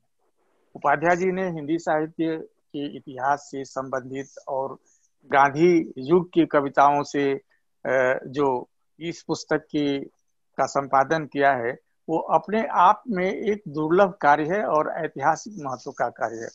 मैं उससे पहले कि पुस्तक पर चर्चा करूं, एक पुस्तक है हमारी जब्त शुदा गीत आजादी और एकता के तराने, जिसको कि हमारे मित्र जो बैठे हुए हैं श्याम सिंह शशि जी, जब ये वहां पर निदेशक थे तो इन्होंने प्रकाशित किया था। मैं आपके सामने रखना चाहता हूं कि इस पुस्तक में वो सारी कविताएं हैं जो कि आजादी के दौरान, आजादी की लड़ाई के दौरान प्रकाशित तो नहीं हो पाई थी, जब्त हो जाती थी। जो ही प्रकाशित होती थी तो ही जब्त हो जाती थी और ये कविताएं जनमानस में जीवित रहती थी। ये पुस्तकाकार या लिखा हुआ इनको कहीं नहीं देख सकते थे, लेकिन जब मैंने कार्य किया तो भारतीय अभिलेखागार और जगह जगह से कविताओं को ढूंढ करके और निकाला और ये पुस्तक जो है प्रकाशित की भारत सरकार के प्रकाशन विभाग में। उपाध्याय जी भी उसमें थे।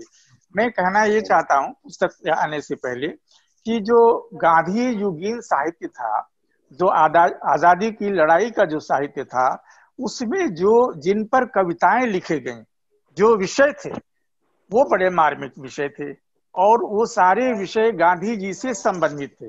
जैसे चरखा था, खादी था, स्वराज्य है, सत्य है, अहिंसा है, नमक सत्याग्रह है, अंग्रेजों भारत छोड़ो है, असहयोग आंदोलन है, बुनियादी शिक्षा है, सर्वधर्म संभाव है, राम राज्य है, विदेशी वस्त्र है और सत्याग्रह है।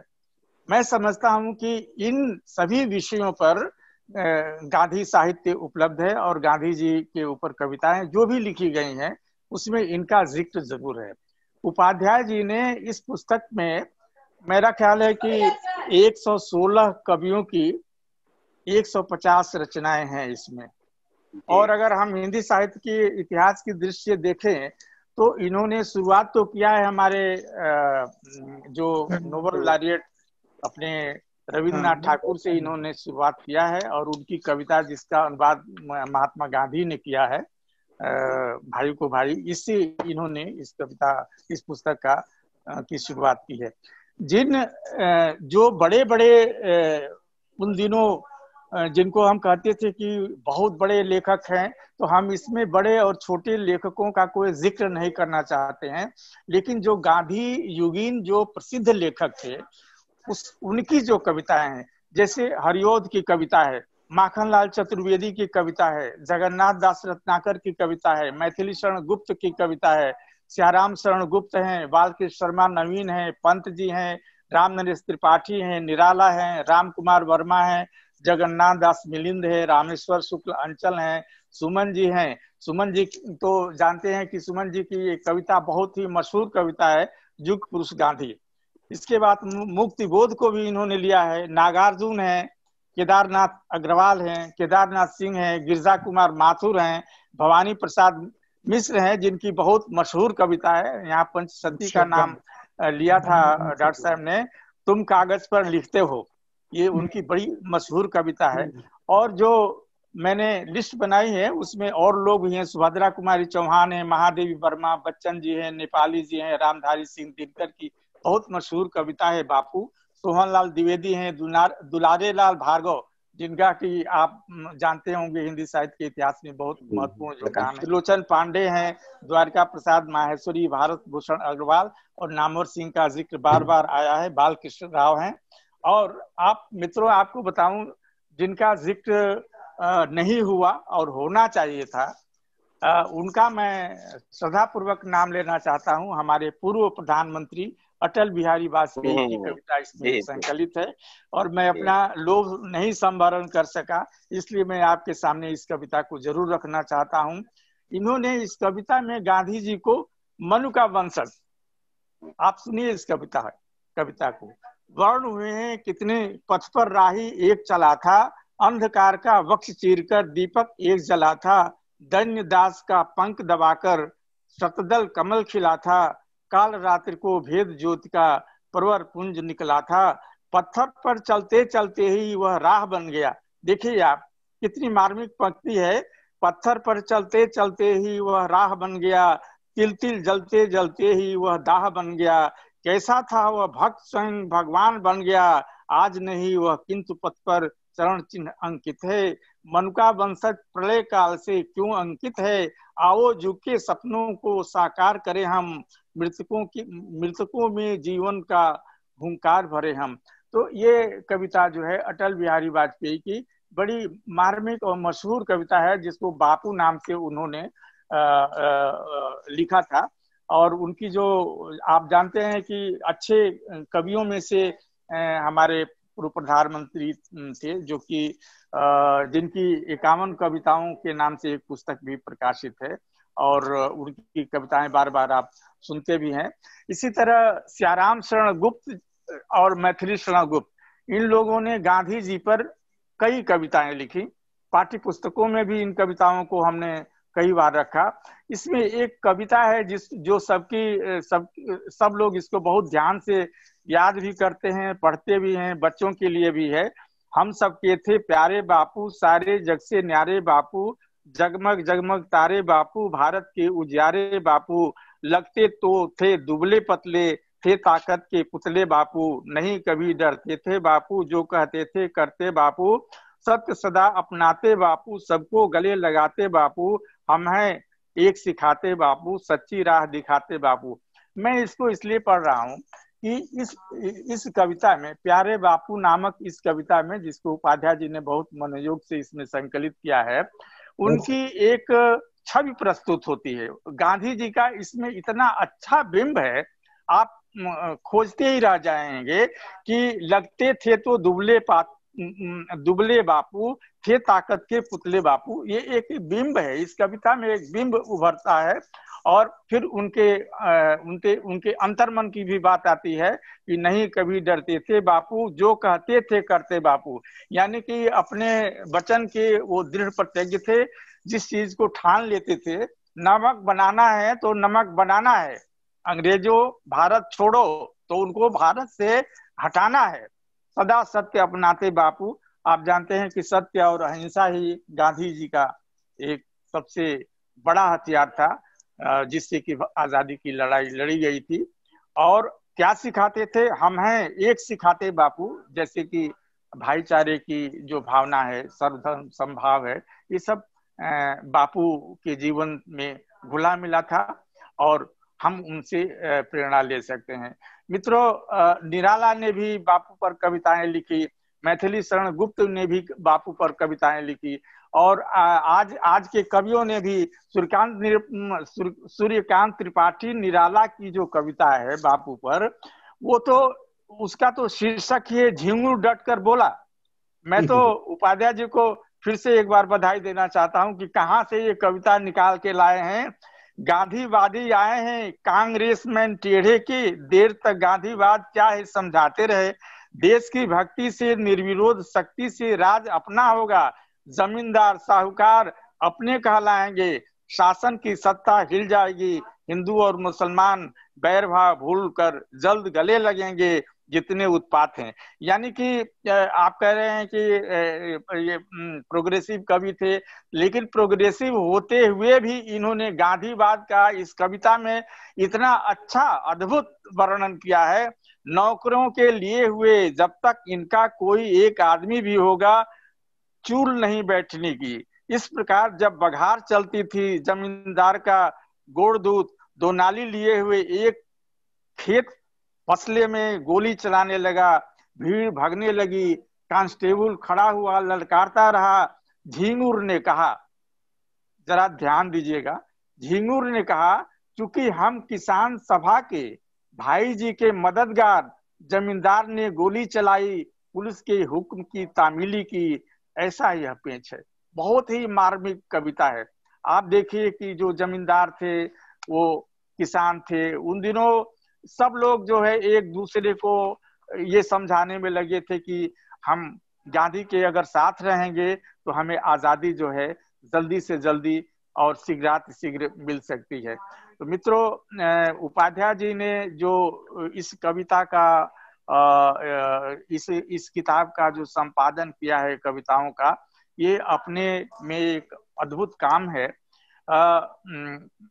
गिरिजा कुमार माथुर, जिनका हम नाम लेना चाहेंगे, इनकी कविता है एक सायंकाल। आप देखेंगे कि गांधी जी के सत्याग्रह, अहिंसा, सत्य, इस पर जो कविताएं लिखी गई वो तो लिखी गई, आजादी के दौरान जो कविताएं लिखी गई वो तो लिखी ही गई, लेकिन सबसे अधिक कविताएं गांधी जी के न रहने पर, यानी कि उनके अवसान के बाद लिखी गई, और वो कविताएं बहुत अधिक संख्या में इसमें इन्होंने जुटाई है और उनको खोजा है, बहुत परिश्रम किया है इन्होंने। एक कविता है गिरिजा कुमार माथुर की, उसकी थोड़ी सी पंक्तियां मैं आपको सुनाना चाहूंगा। सूरज डूब गया, धरती का सायंकाल हुआ, काल पुरुष मिट गया, धरा का सूना भाल हुआ। देखिए कितनी मार्मिक पंक्तियां हैं। आदि ज्योत उठ गई है आज मिट्टी के घेरे पार, युग की अक्षय आत्मा सिमटी बनी एक चित्कार, आज समय की चरण रुक गए, हुई प्रलय की हार, महापूर्णता मानव की छोड़ गई संसार। तो अपने समय के यह सबसे महत्वपूर्ण कवियों में से ये कवि हमारे रहे। एक नाम सुना होगा आप लोगों ने, वेद प्रकाश बटुक जी। इनकी कविता का संकलन इन्होंने किया है, और इसमें मैं ज्यादा समय नहीं लूंगा, मैं जानता हूं कि समय जो है समाप्त होने वाला है। तो इनकी कविता है, ओ बापू क्या तुम्हारा यही सपना था आजादी का, प्रजातंत्र का, कि एक महामहिम के गमले का फूल है अधिक मूल्यवान 2000 श्रमिक परिवारों से। तो मित्रों, यह पुस्तक अपने आप में एक बहुत ही महत्वपूर्ण पुस्तक है। हम केदारनाथ सिंह की कविता एक भिखारी ठाकुर का नाम लेना चाहें, इसलिए नाम लेना चाहेंगे कि ये एक लोक जीवन से संबंधित कविता है। भिखारी ठाकुर एक मतलब नृत्य कंपनी, लोक नाट्य कंपनी उनकी थी और उसको चलाते थे, और उसमें ये क्या करते थे कि आजादी के दौरान जो है नाटक खेला जाता था, और उस नाटक में आजादी से संबंधित जो है वो कविताओं को, लंबी कथात्मक कविताओं को लेकर के और वो नाटक खेला जाता था। तो केदार जी की एक कविता है जिसका जिक्र इन्होंने भूमिका में भी किया है। उपाध्याय जी की इस पुस्तक की भूमिका बहुत ही महत्वपूर्ण है। जैसे कि पुस्तक पढ़ने से पहले यदि आप भूमिका देखें तो उसके सारगर्भित होने का आपको पता लग जाता है कि पुस्तक कितनी सारगर्भित है और कितने परिश्रम से लिखी गई है। मैं फिर कहना चाहूंगा कि पुस्तक का एक दूसरा पार्ट भी होना चाहिए, और जिसका उल्लेख हमारे श्याम सिंह शशि जी ने भी किया, नारायण कुमार जी ने भी किया, और मैं भी करना चाहूंगा।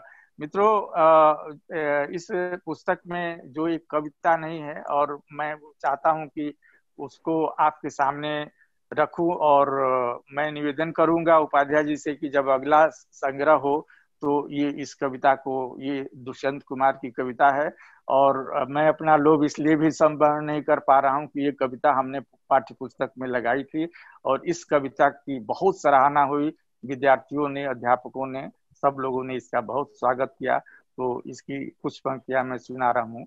मैं फिर जन्म लूंगा, मैं फिर इसी जगह आऊंगा, उचकती निगाहों की भीड़ में, अभावों के बीच, लोगों के छत बिछत पीठ को सहलाऊंगा, लंगड़ा कर चलते हुए पांवों को कंधा दूंगा, गिरी हुई पद मर्यादित पराजित विवशता को बाहों में उठाऊंगा।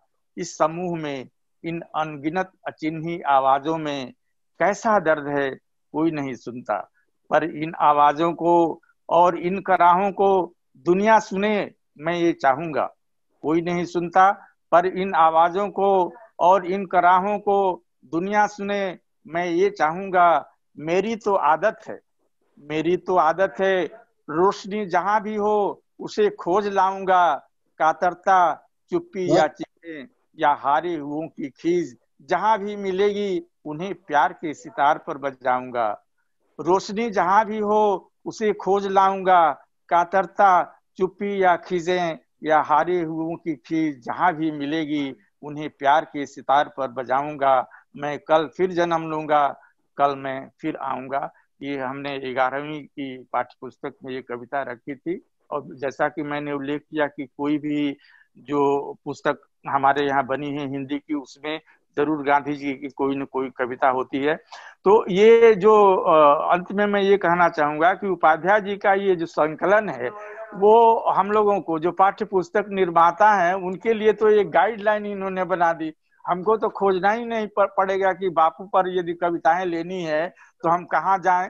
हमारे पास तो एक पूरा इंसाइक्लोपीडिया जो है 150 कविताओं का हमारे पास आ गया, और इसे हम बहुत आसानी से इसमें से चुन करके कविताओं को ले सकते हैं। मित्रों, कभी और समय मिलेगा तो बहुत विस्तार से चर्चा की जाएगी। मैं एक बार पुनः पुस्तक के संपादक उपाध्याय जी के प्रति कृतज्ञता ज्ञापित करता हूँ और धन्यवाद देता हूँ, और इंदिरा गांधी कला केंद्र के प्रति भी आभारी हूँ जिन्होंने मुझे यहाँ बुलाया और बोलने का अवसर दिया। और हिंदी दिवस के उपलक्ष्य में आप सबको हार्दिक बधाई और स्वागत। धन्यवाद। धन्यवाद डॉक्टर शर्मा, आपके बहुत ही बहुमूल्य सुझावों के लिए। बहुत ही महत्वपूर्ण विचार व्यक्त किए आपने, और बहुत ही रोचक तरीके से आपने किताब के जो डिफरेंट बहुत सारे अंश हैं उनको प्रस्तुत किया, और उनकी महत्व क्या है, उनकी जानकारी, और आपकी जो कविता थी वो बहुत ही दिल को छू लेने वाली थी कि मैं फिर आऊंगा। हर महान पुरुष जो हमारी जो वैदिक काल से लेके आज तक जो भी चाहे परशुराम राम हो या जिनकी भी हम बात करते हैं, वो कहीं ना कहीं जरूर आते हैं और हमें उनका इंतजार रहता है। तो बहुत बहुत धन्यवाद आपका। आप सभी ने बहुत ही रोचक तरीके से किताब को हमारे सामने प्रस्तुत किया, लोगों के सामने प्रस्तुत किया, और सबसे महत्वपूर्ण बात है कि आपने इसकी महत्व को सबके सामने रेखांकित किया। और ये डॉक्टर उपाध्याय इसके लिए बधाई के पात्र हैं कि आपने जो कार्य किया है बहुत ही महत्वपूर्ण कार्य किया है, और वो सबने आपको एक सर्टिफिकेट भी दे दिया कि ये बहुत महत्वपूर्ण काम है। लेकिन उस सर्टिफिकेट के साथ साथ आपके ऊपर एक होमवर्क भी दे दिया, हॉलीडे होमवर्क समझ लीजिए, या नेक्स्ट कि आपको और कार्य करना है और आपको इसका दूसरा खंड या तीसरा खंड आगे कार्य को बढ़ाना है। तो ये बहुत ही, किसी भी किताब के लिए जो भी कार्य कोई भी लेखक करता है वो इसी संभावना के साथ करता है कि जो लोग हैं उसको पसंद करें। और ये आपने बिल्कुल सही कहा कि जो संकलित सारी जो कविताएं एक जगह मिलना एक बहुत, क्योंकि हम लोग कई बार कार्यक्रमों में कई जगह ढूंढते रहते हैं कि कहाँ गांधी जी के ऊपर क्या कविताएं, इवन स्कूल के अंदर, स्कूलों के अंदर अगर कविता पाठ कराया जाएगा तो ये किताब एक बहुत महत्वपूर्ण कार्य के रूप में कार्य करेगी कि टीचर के लिए बड़ा आसान होगा कि गांधी जी के ऊपर आप ये कविता पाठ करिए, आप इनके बारे में इवन थीम को लेके, एक पर्टिकुलर थीम को लेके, क्योंकि इसमें इतने सारे थीम हैं, इतने सारे सब्जेक्ट हैं कि आप उसको लेके एक अलग से कविता पाठ या कभी कभी सम्मेलन भी आप कर सकते हैं। कभी कभी मेरी ख्वाहिश है कि अगर हम कभी हो सके तो सारे गांधीयन स्कॉलर्स को लेके और गांधी जी के किसी एक टॉपिक पर हम कोई कवि सम्मेलन करें, कविता पाठ करें, तो एक बहुत ही क्योंकि हम कहीं ना कहीं इस चीज को नहीं समझते कि इन कविताओं के अंदर बहुत जीवन का एक सार है, जो गांधी जी के बारे में जो महत्वपूर्ण जानकारी छुपी हुई है। क्योंकि कोई भी कवि जब लिखता है तो वो अपनी विचारधारा में वो एक समाज के झरोखे से या सच्चाई का कहीं ना कहीं दर्शन जरूर कराता है, और ये हमारे लिए बहुत महत्वपूर्ण है। तो मैं आप लोगों का बहुत बहुत शुक्रगुजार हूँ। इंदिरा गांधी राष्ट्रीय कला केंद्र की तरफ से आपका बहुत बहुत धन्यवाद। आपने अपना समय, बहुत बहुमूल्य समय निकाला और आज इस किताब को यहाँ पर लोगों में प्रस्तुत किया, और बहुत बहुत आप लोगों को धन्यवाद।